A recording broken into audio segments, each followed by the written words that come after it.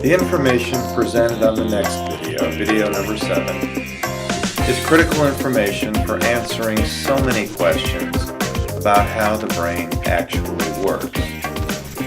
But before launching into video number 7, I wanted to review a few key concepts. In video number 3, titled The Big Picture, we learned about the difference between a default perspective and a preferred perspective. As you recall, the default perspective is the perspective or set of thoughts that creates the behavior that we want to change, which in this series is the behavior of overeating. The preferred perspective is the perspective that we now want to create, the set of thoughts that leads us to behaving differently, or in this case, eating healthy. In this series, the default perspective is that perspective that houses all of the thoughts that allow us to overeat. The preferred perspective, then, will be this new set of thoughts which we are going to create to build a perspective that allows us to eat the right kind of foods in the right amounts. Now, for many folks, this remains a very big mystery. They know what foods they should be eating, and they know how much of those foods they should eat to maintain a healthy body, a healthy frame.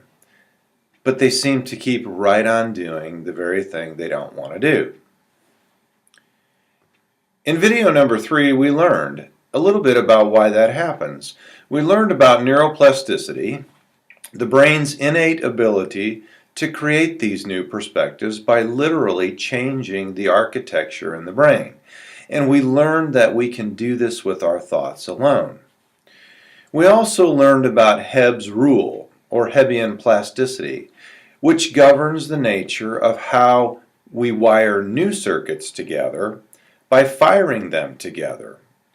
Neurons that fire together literally wire together.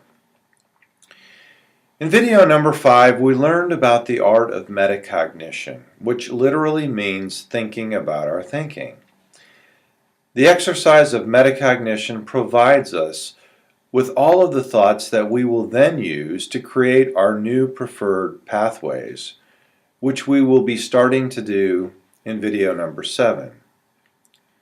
So on video number 7, the one that follows, we will be tying together all of these ideas to show how the process works at the neurobiological level.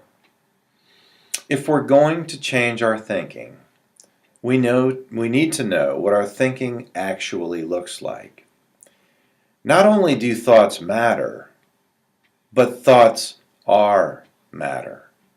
Thoughts have physical mass, thoughts take up space. They can be measured, they can be weighed. So to fully understand how to make change happen, we need to have an understanding of the physical nature of our thoughts. Thoughts are made up of neurons, chemicals, and electricity. Thus, they obey the laws of physics, not necessarily the laws of logic. Physics always trumps logic.